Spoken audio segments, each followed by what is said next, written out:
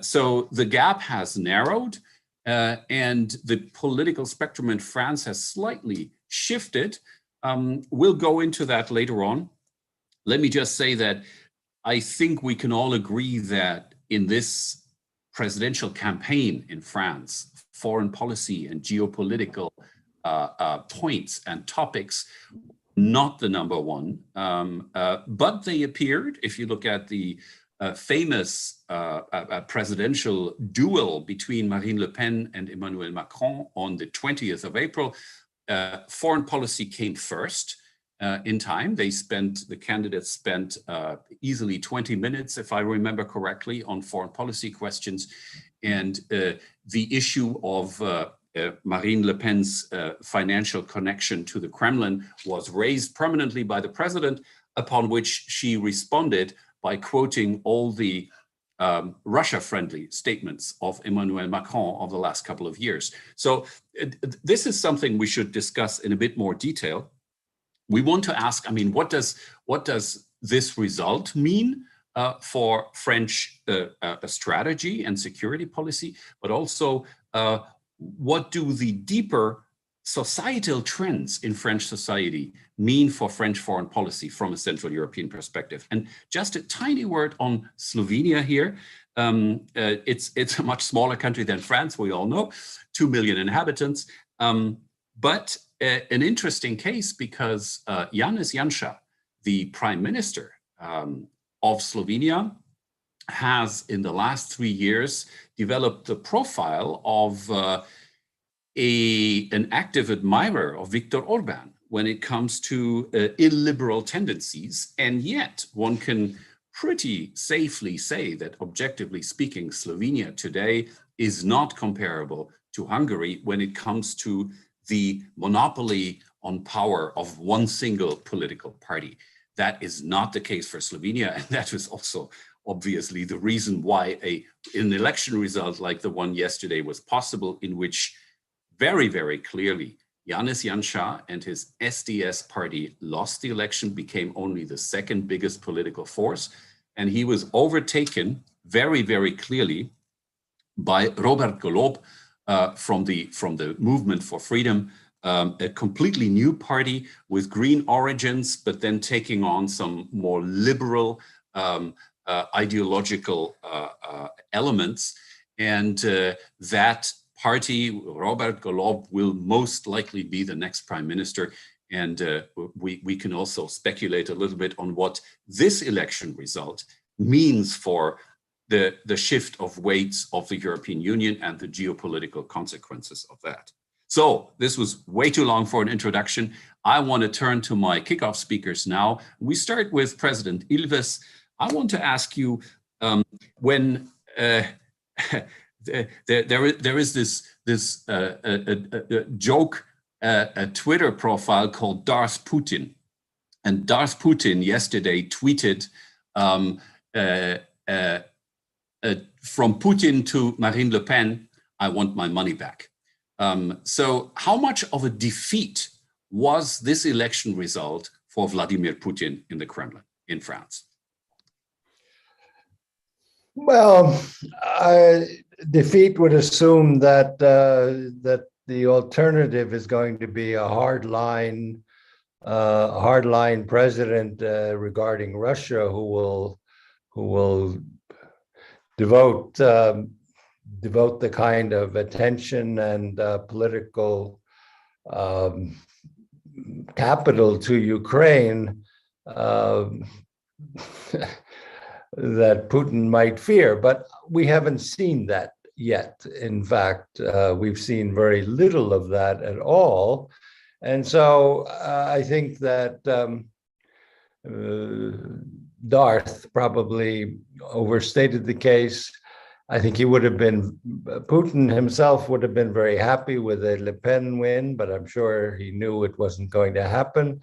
But I don't really think that Macron winning the election is such a disaster for Putin. If we look at the general situation in Europe today, with perhaps with France perhaps not being as indecisive and equivocal as Germany has been, but it is not among the nations that have taken a strong position on what is going on in Ukraine. And certainly at this point, well, I mean, the history also has not been that great. I mean, we have seen strong pressure both from Germany and France on the so-called Minsk process, which I've always considered a real disaster.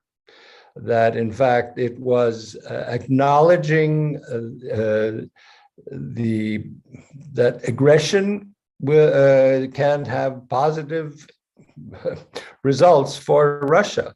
The pressure that has come from, say, certain quarters of the United States, and then from France and Germany pushing for what they call a negotiated settlement, is not, I mean, and over the heads of Ukraine, is not really, it filled me with a lot of optimism about what is going to be coming down the pike now.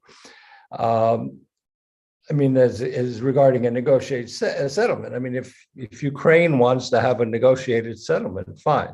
But it's not going to be a Munich type settlement in which other powers decide what happens with Ukraine, who gets what parts and so forth. That's a decision to be made only by the Ukrainians.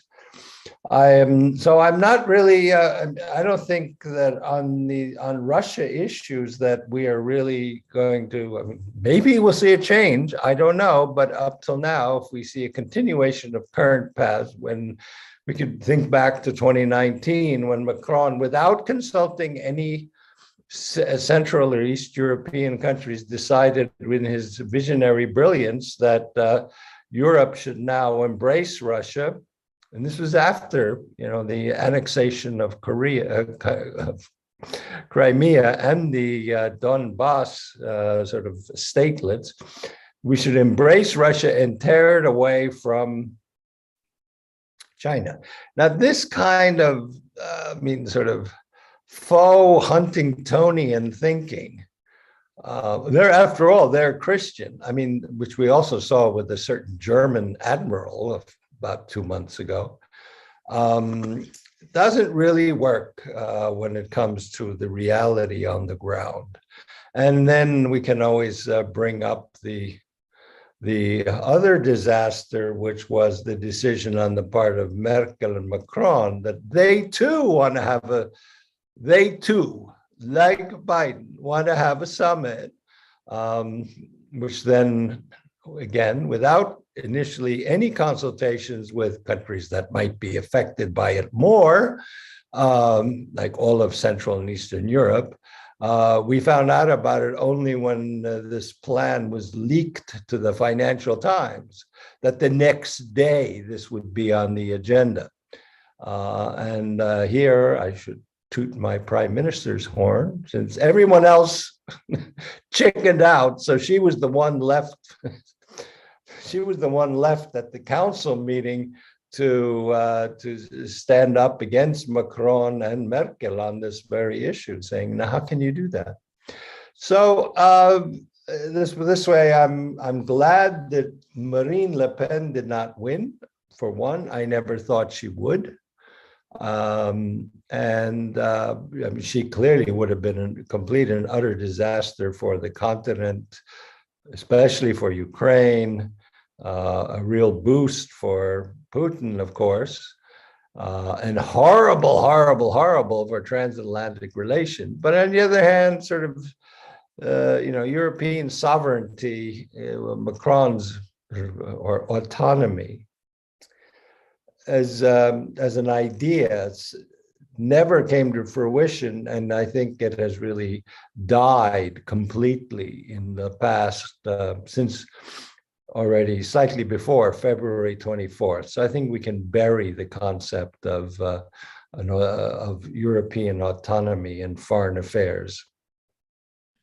Thank you. Thank you so much. That exactly takes us to the issue I wanted to ask Jakub Wiśniewski about, which is the future of EU foreign policy and EU strategy in the light of this election, and of course in the light of the Ukraine war. Because, Jakub, I mean, there are people here in Brussels and in Paris and maybe even in Berlin who are saying that because of this war, not only is the EU more unified and more robust and more confrontational, but also this is the moment when we actually need to double down on strategic autonomy and European sovereignty. So, Jakub, what are your takeaways from the election and from the consequences of the Ukraine war on EU strategic posture? Over to you.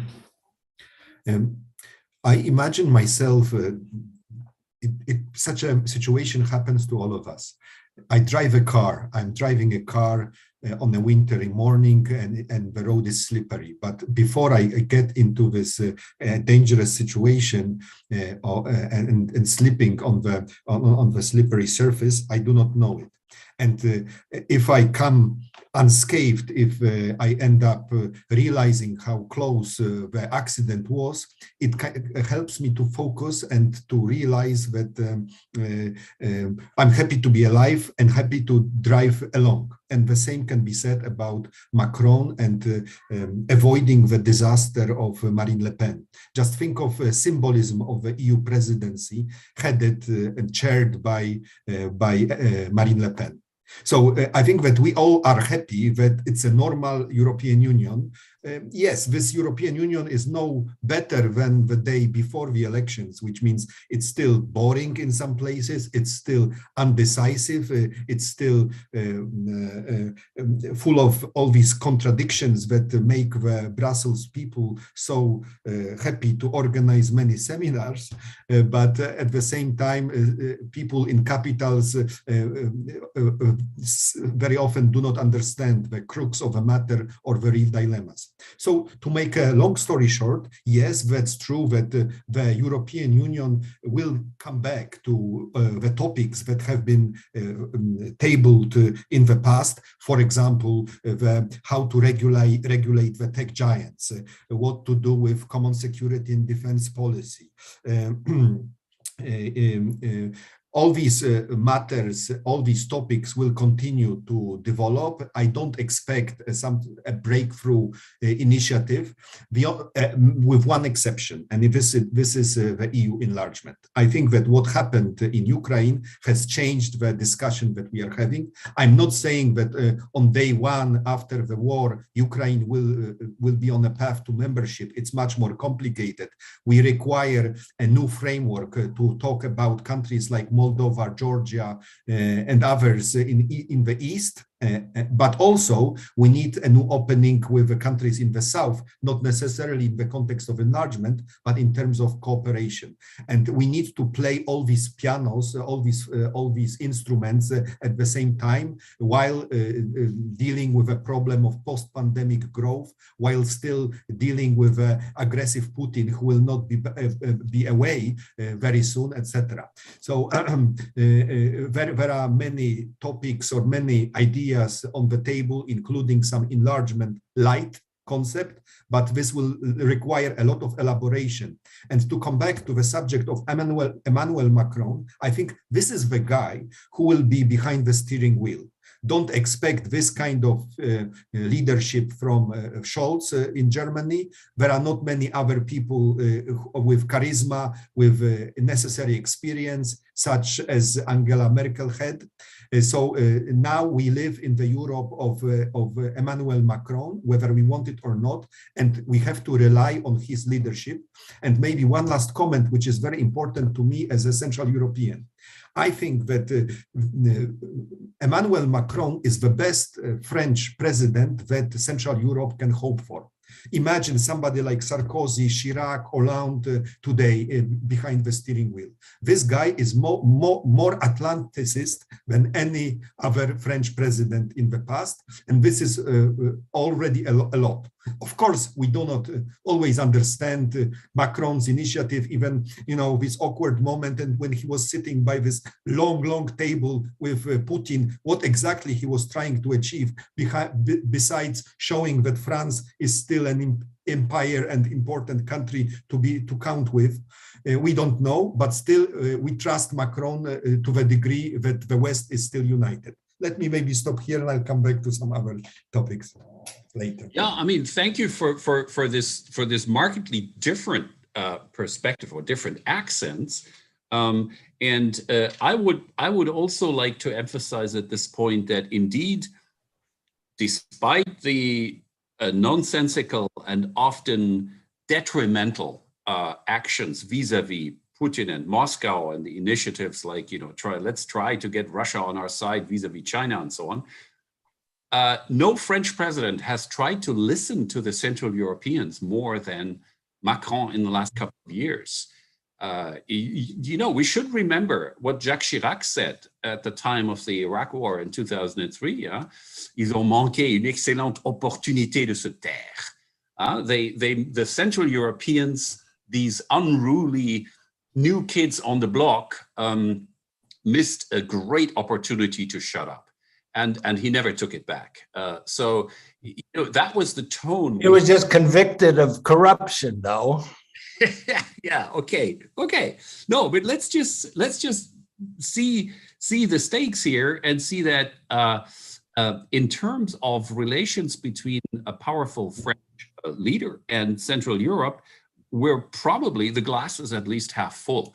And yet, of course, there is at the moment no leader even comparable to Angela Merkel, and Angela Merkel herself is under a lot of criticism these days, quite justifiedly, I think. But I think we'll all have to live with a strong French president in terms of foreign policy, and we can still criticize him and criticize the French classe politique, as it is called. So I think, Thomas, Mr. Over to you. All I want to say is that, yes, there are 65 million people in France. That's still less than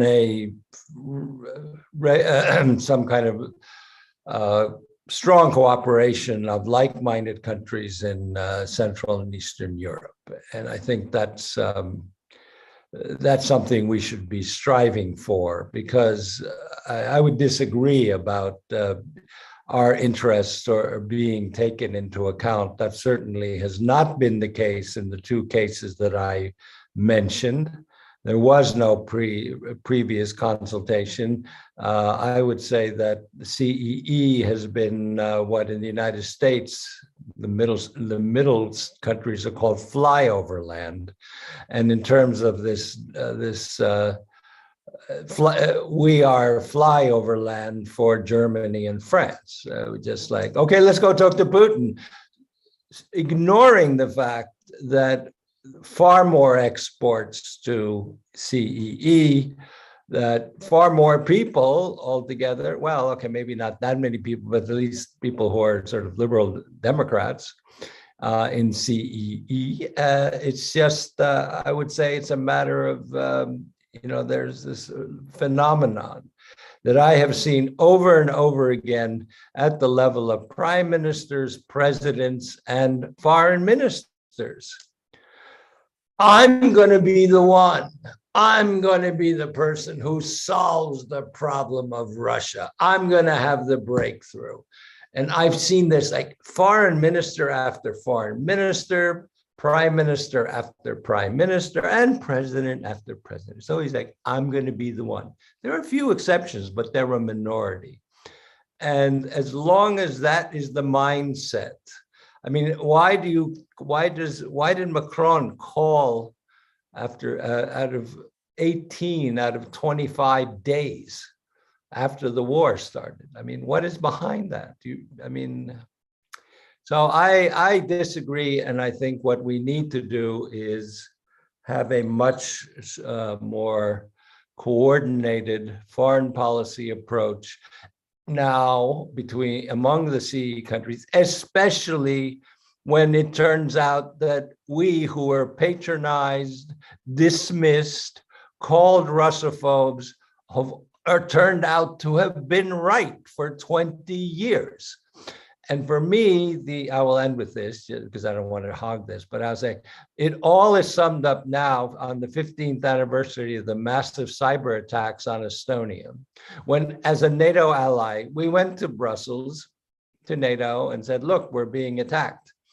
And a large country, I won't mention which, old Europeans said, and a country that to this day relies on faxes, and at that time couldn't tell the difference between a toaster oven and a laptop, said, oh, you don't know that, you're just being Russophobic.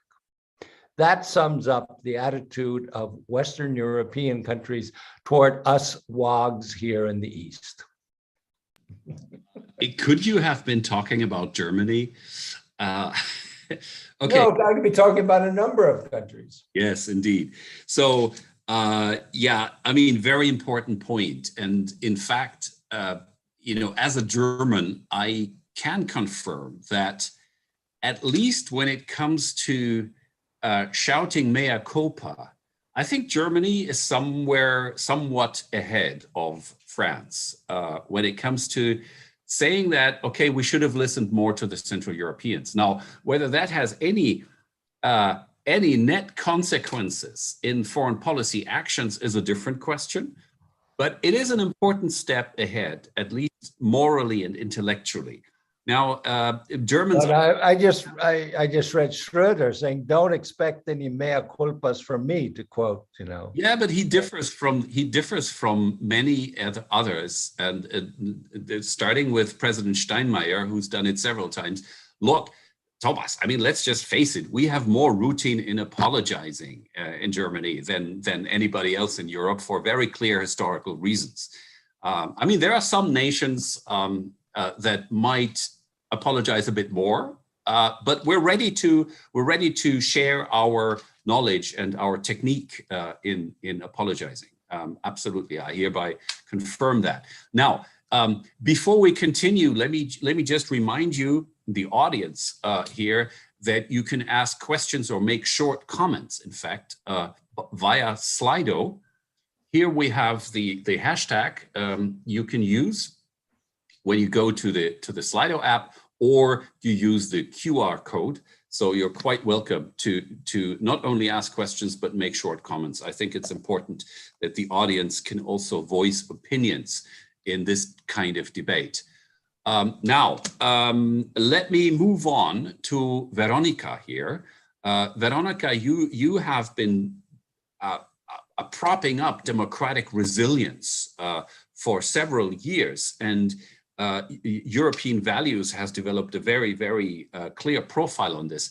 How do you assess the impact of, well, not only this election in the narrow sense, but generally the efforts of France and other EU member states in pushing back against authoritarian narratives, authoritarian disinfo, and especially how do you assess France's role in all this?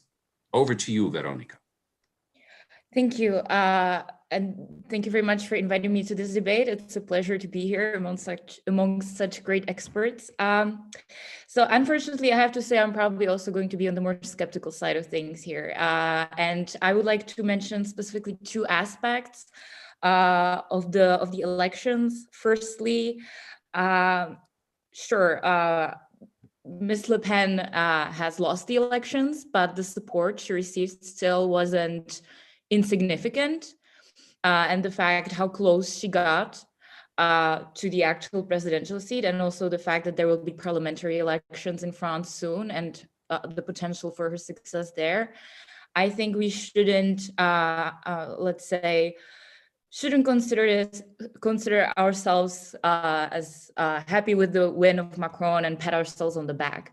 I think Le Pen, in many aspects, and I'm sure Peter will be talking about it later on, used very similar strategies as Viktor Orban in Hungary, who has been actually pretty successful in the latest elections. And we can already see that there are leaders or even opposition leaders amongst other or in other EU countries, which are using similar strategies or tactics and might also learn from her successes. And I think especially now with the war in Ukraine, with the influx of Ukrainian refugees, I think those are going to be methods that we're going to see more often, and we should be aware and beware of this. So I don't think we have won this fight against populists or far-right leaders just yet. And then the second aspect of the elections, Macron himself. So I don't want to necessarily repeat what has already been said. And sure, he has made some, let's say, positive steps when it comes to at least, let's say, claiming to be willing to fight disinformation and to build resilience. But most of his steps were largely, I would say, even maybe with questionable effect, including the legislation to fight disinformation. And when it comes to French foreign policy, I mean, I don't want to repeat everything about the strategic autonomy, but I really do want to, again, repeat that France has been accusing Central Eastern Europe of being Russophobic or paranoid for a really long time. They have been traveling to Moscow to talk to Putin. They have been undermining the role of US in NATO. And also, Macron has said several times that NATO and the EU did absolute maximum to prevent the war in Ukraine that is taking place right now. But unfortunately, I don't think that's true. And I think France played a pretty strong role in this.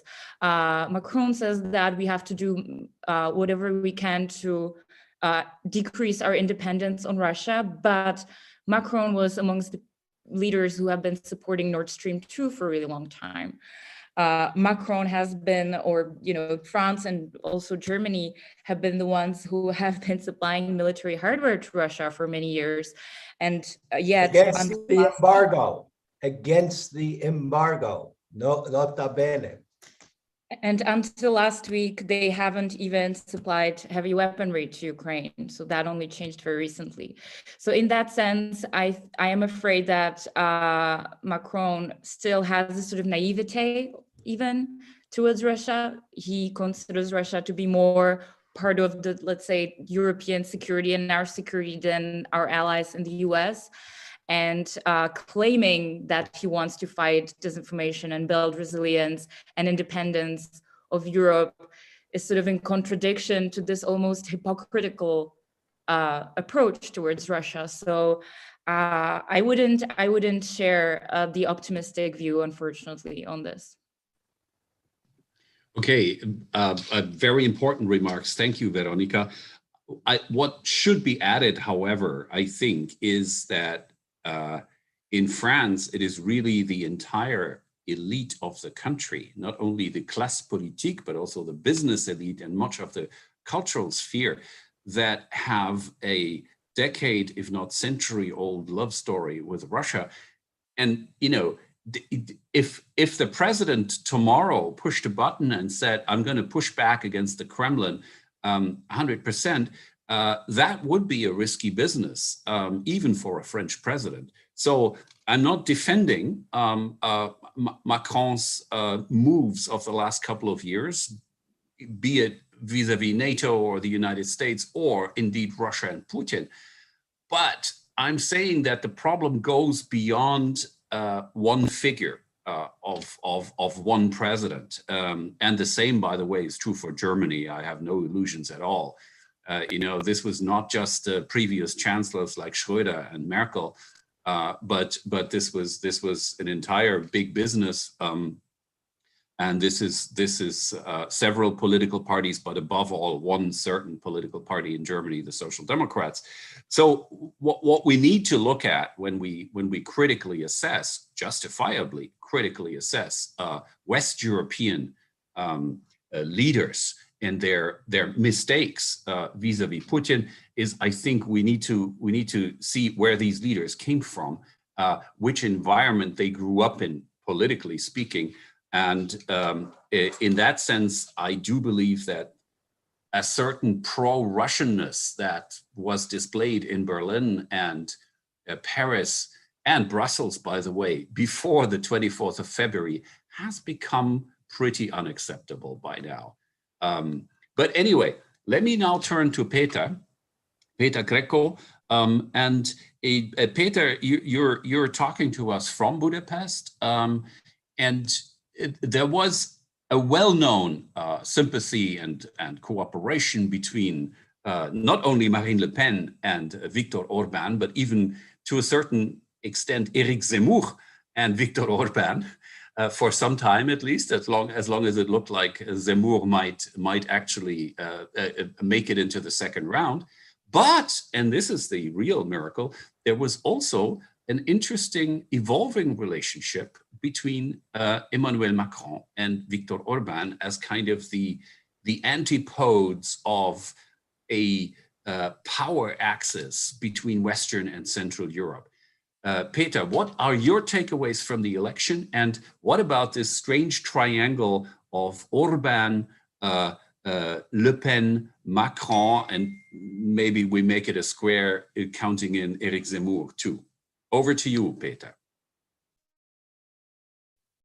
Thanks a lot, Roland, and thanks for having me on this great event. I'm in Bologna at the moment, but still I was following the events yesterday as well as if I were in Budapest. So, and really great and important questions. And I try to paint a bit more nuanced picture on that. Just Orban only suffered a huge defeat.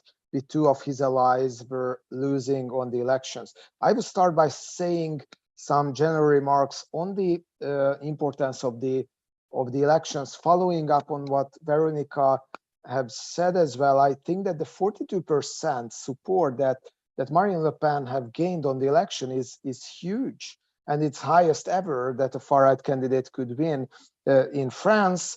And I think in that respect, Le Pen is representative of more than just the French far-right. She was a very vocal, dovish voice of the European pro-Russian far-right. And of course, these far-right players, including Matteo Salvini and a lot of others, have corrected a bit their course and their pro-Russian attitudes in the last 2 months. Still, they are calling for revising the sanctions or being softer on sanctions. They are calling for more negotiations with Russia as if it were conclusive anyhow. And I think these will be the political forces in whole Europe that will call for the abolition of sanctions as soon as possible. And I do think that when the sanctions will start to bite and when the economic consequences of all the war, including the food shortage, including the huge inflation and so on, will start to bite, this kind of dovish voices will become more attractive in the whole European Union, and I think they will gain more support. And Orban is a representative, is probably the main representative, because he's a prime minister of this kind of dovish rhetoric in the European Union, in the hope that the Ukraine war will be over sooner or later, and Russia will win somehow. However, they set the goals in a sense that they can win. And I think this kind of dovish far-right players hope that then the world will get over it, like they got over Crimea, for example. So I think that it's an important and high result. And also we have just checked how the popularity of the pro-Russian far-right parties have changed as a result of the Ukraine war in the last 2 months, based on the political poll of polls database, what we have found is that practically there is no change whatsoever. The average of the support of these parties in the European countries we examined was 14.5% before the war and 14% now. So it's an insignificant change. So we should not think that let's say, the era of the far right pro-Russian populist parties are over. And sorry, just to respond a bit to your question as well, Roland.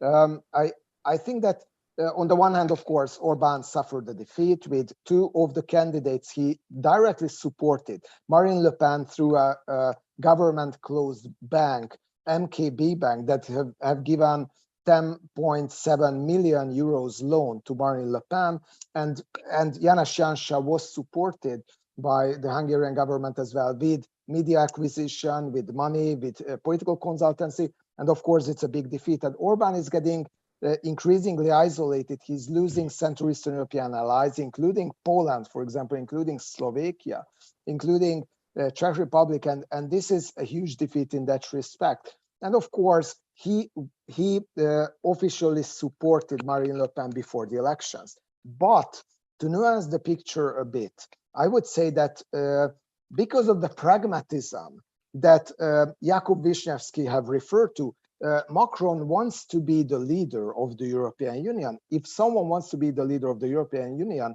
and have the steering wheel, it means that they have to go to compromises. Emmanuel Macron will be the new Chancellor Merkel in that respect. I think that who will be more open to compromises when it comes to Russia as well, as President Ilves and Veronica also mentioned, and when it comes to Central Eastern European countries as well. And Roland, you mentioned that the attention that Macron and France dedicates right now to Central Eastern Europe is practically unprecedented. But if you want to keep the European Union together, you have to be softer on rule of law issues. For example, as rumors say, Macron and France has been more open to release the frozen recovery funds for Poland and Hungary so far. Also, Emmanuel Macron is more dovish than many other EU leaders at the moment. Also, there are some joint interests between Orbán and Macron when it comes, for example, to make nuclear energy green again, and also as even colleagues close to Orbán and Macron say, they have some kind of sympathy towards each other, which of course is not necessarily the most important factor when it comes to political analysis. But in short, I would say that Orbán can hope that Macron can maintain his route to the European mainstream because of this realpolitik, this French realpolitik, and that because of that,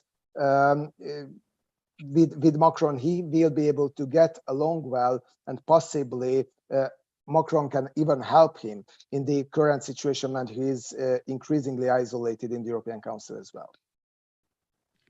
Yeah, thanks, Peter. Just before we turn to Jakub, who has raised his hand, just one short follow-up here.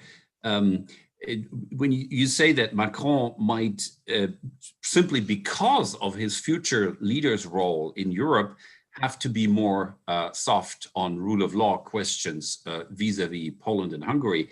But isn't there also a rumor now that after the another 2/3 majority for Orbán in Hungary itself a few weeks ago, that Orbán is now becoming more moderate in his approach to Brussels, in his approach to the EU institutions, and that he will now kind of soften his position on illiberalism. What do you think on that one? Yeah, I will give a short response to that.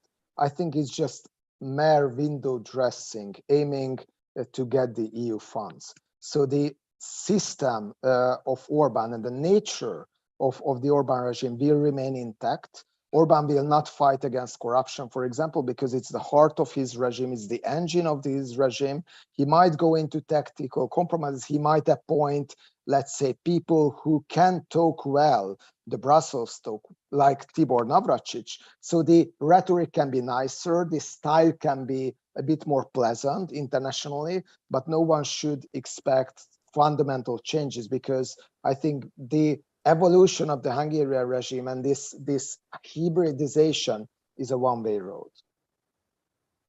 Yeah, thank you. Very important points. Okay, Jakub, you raised your... Can I quickly react to what my previous speakers were saying? This was very sober, almost cynical thing to say, for example, by Thomas, that we are just a flyover land for countries like Germany and France.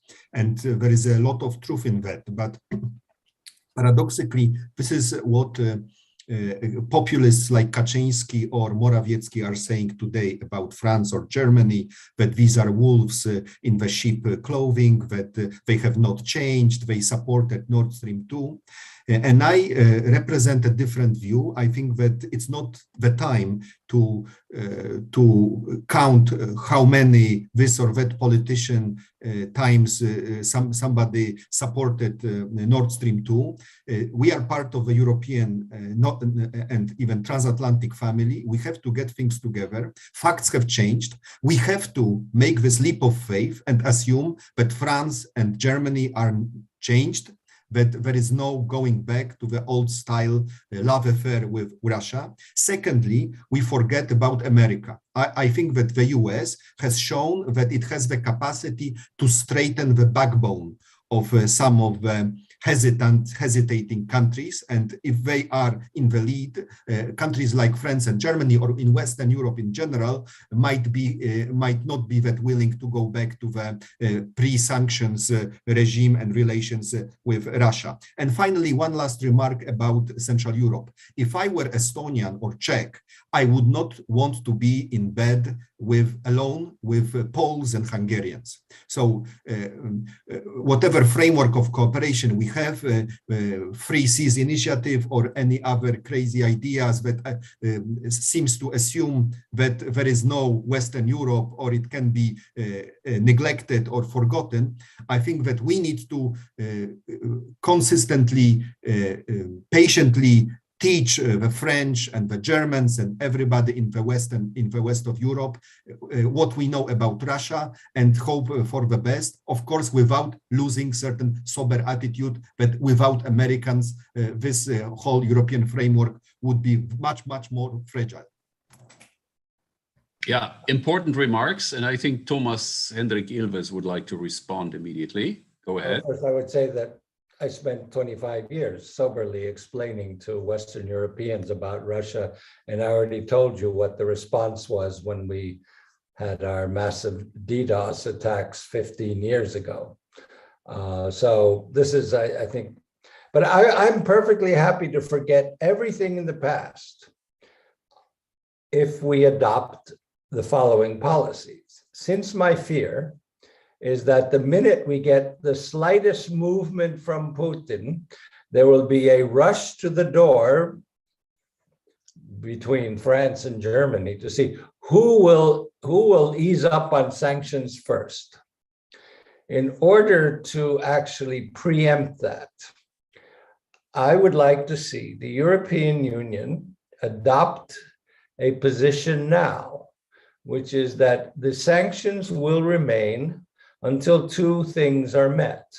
One, that there is enough money to rebuild Ukraine, and that's a lot of money, probably over 600 billion right now, that will not be paid by well, some of it will be paid by the European Union, obviously, but that, in fact, that Russia has to pay for the bulk of it. So that's the first thing. And the second is that sanctions will remain in place until Moscow delivers the war criminals. And I think what we have in this day of open source intelligence, we have a fairly good idea of who did what, at least what units did what, and we know who is in which units. So those people must, as suspects, must be delivered to, I don't know, I think Den Haag is too small to hold them all. But nonetheless, I mean, my idea is that we should hold it in Nuremberg, Roland. Actually, Mariupol is more likely. Well, no, I mean, that's too hard. You want to have it in, I just basically, Nuremberg, where we see what I consider a genocidal war that is fueled by dehumanizing rhetoric about Ukrainians, that they are not humans, and therefore there's nothing wrong with killing and raping them. But that must be held. And so if we can agree with in the European Union now, before we get there, that before there is a lifting of any sanctions, with those two conditions must be met. I think that's a positive program that we can have. Absolutely. And I would advise to hold first bilateral or talks in small groups of countries, not only among the Bucharest 9, which is the group of Eastern flank member states that have very similar views on security, but that group gets together with the leading nations of Western Europe. And admittedly, when it comes to individual politicians at the moment, I would advise to take contact with Emmanuel Macron, and let's see whether there is a real change after 24th of February. And I think this is one of the major takeaways already of our debate today is, we can only get anywhere if there is consensus in the European Union on this, and this consensus needs to be carefully built step by step. But okay, having said that, dear audience, there is still the possibility of asking questions via Slido. We could ask 1 or 2 questions,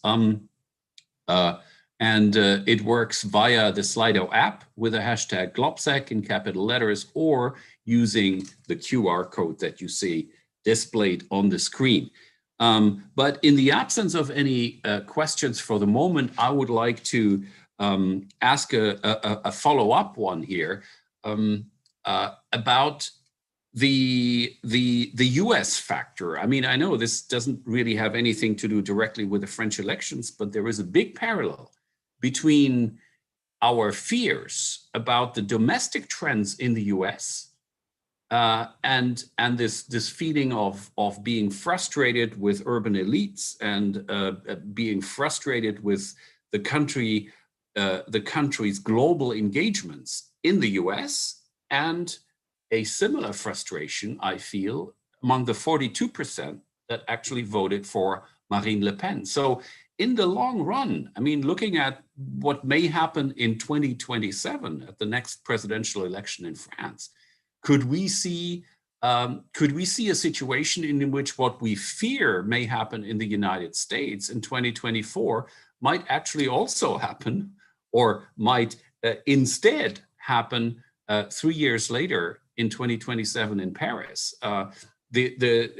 Like a major country which is indispensable to our security would be paralyzed by domestic populism that is driven by the frustration of the people that feel left behind. So here's my speculative questions. Do you see this as a risk, that there is a, if you look at Marine Le Pen's election results in the past presidential elections, she's getting closer and closer to the 50%. So could we see France tipping to the other side for similar reasons that we had Trump in the United States in the future? And Veronica, I would like to turn to you on this question. And anything else you would like to add, please? Right. Well, I already mentioned that basically, yes, this is something that we should be aware of or beware of in the future, that there are populist leaders who will use these methods. And I think that no country is really exempt from this problem. My expertise is in Russian influence. So what I would like to add to this is that what Russia has been doing in Europe for many years now, and probably will continue to do despite of how the war in Ukraine ends, is that they will keep on pushing disinformation and influence campaigns. And even though they almost certainly do not create these problems or cause these problems in Europe or in the West, they certainly do use and abuse them and enhance them. And basically help the polarization and the populism that already exists. So, and as we know, this is actually a lot cheaper for them than any kind of conventional attacks. So if these trends continue, which they probably will, we should also remember that Russia will be the first one to use this to their own benefit and stir even more polarization and chaos in our countries, which is why building resilience and also deterrence is also important, not only because of the most urgent situation in Ukraine right now, but also because, and this is again something that many Central Eastern Europeans have been warning against for a really long time, they are also very often attacking us on our own territory, even though not conventionally with weapons. So we really should be aware of that and count with that, and maybe not only protect elections, but also build a societal resilience overall, so that even if that happens, even if populist leaders take over, it's at least not all consuming, all society consuming, and it's temporary and it's only with limited effect.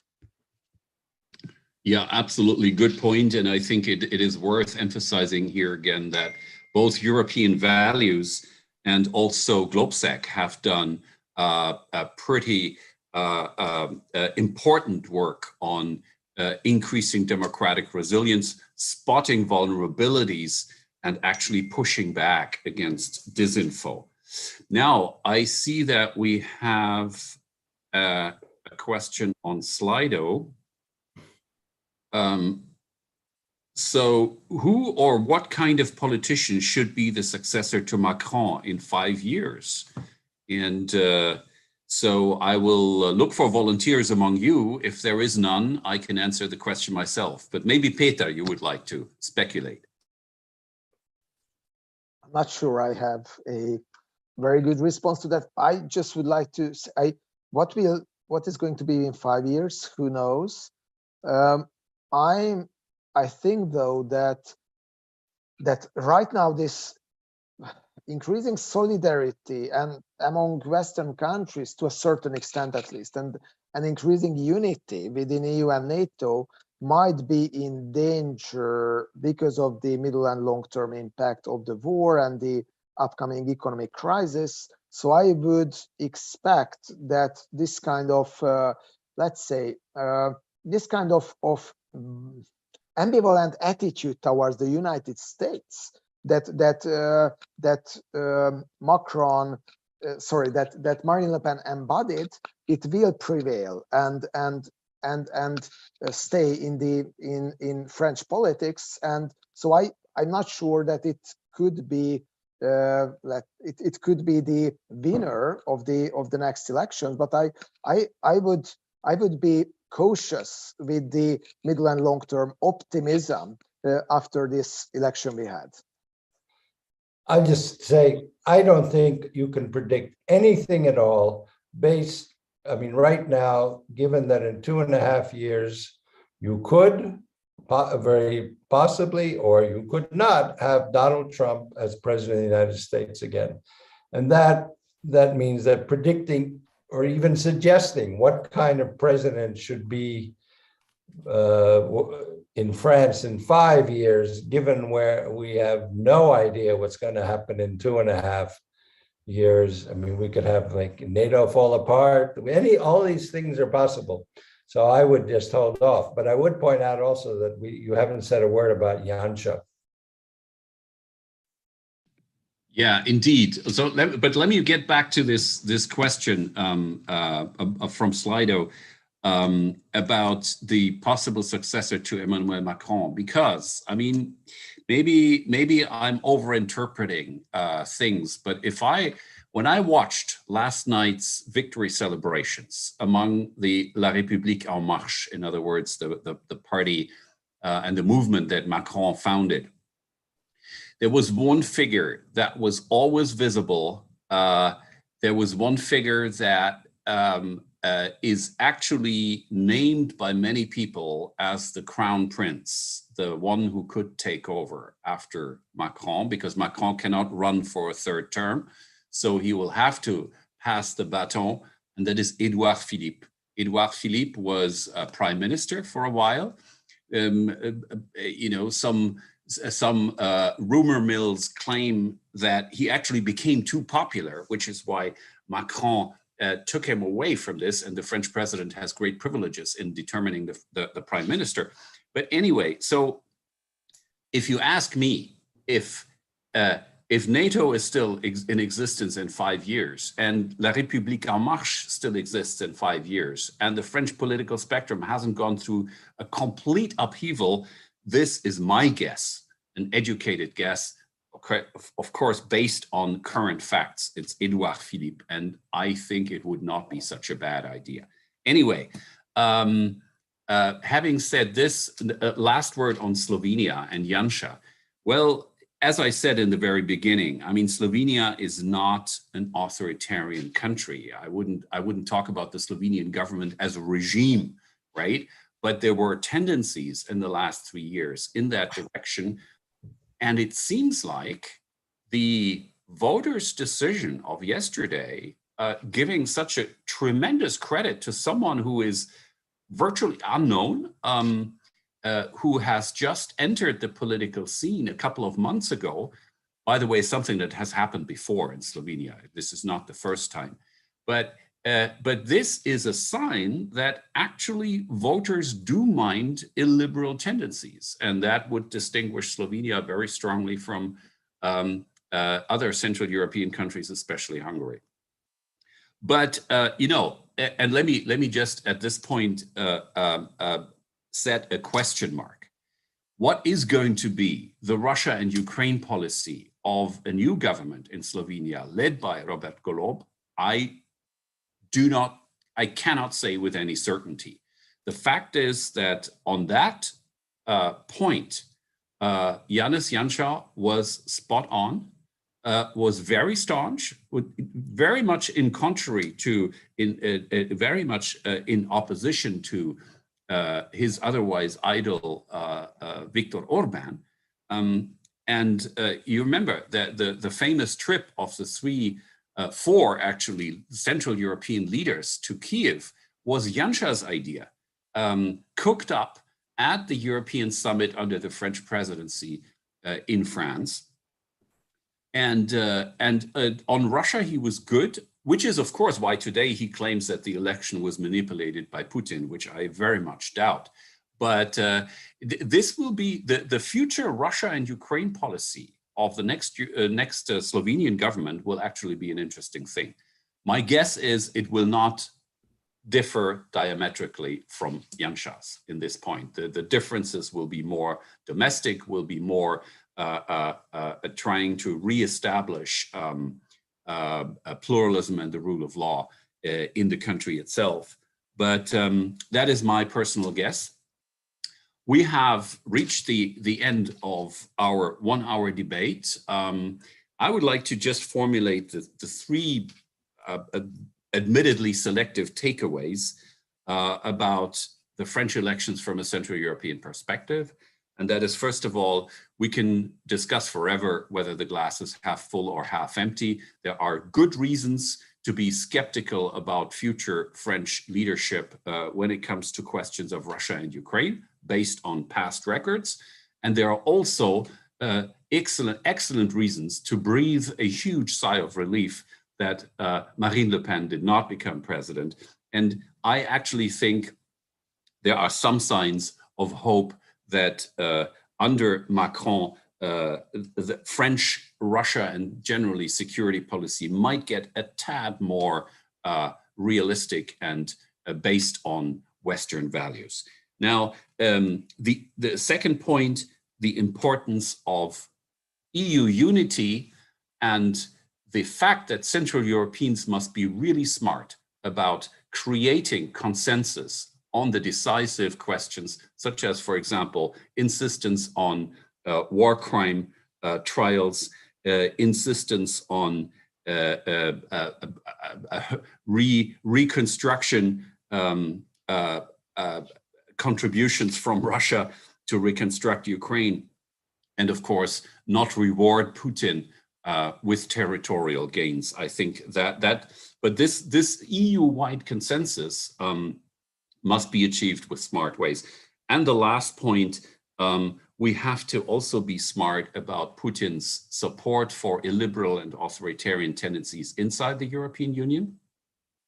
And that also entails one thing that I hold very important.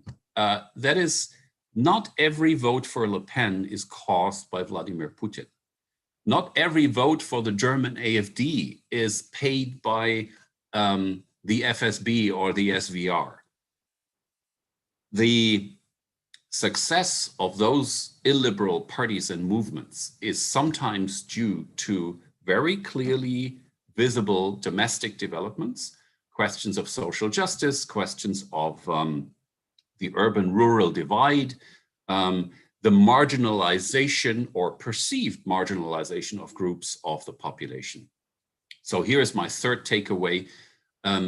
Generally, improving our performance in getting the European Union forward, in overcoming the slump, the economic slump, in speeding up the recovery, will also help us in fighting authoritarian tendencies. And then we still need to push back big time against Kremlin narratives and the Kremlin trolls. And with that, I would like to thank you for participating. Thank you also for sometimes different opinions. I think that's what makes this type of debate so attractive. And thank the audience. Thank you in the audience for joining us and asking at least one question. Okay, thank you. And see you soon, hopefully in person. Bye-bye. Thank you.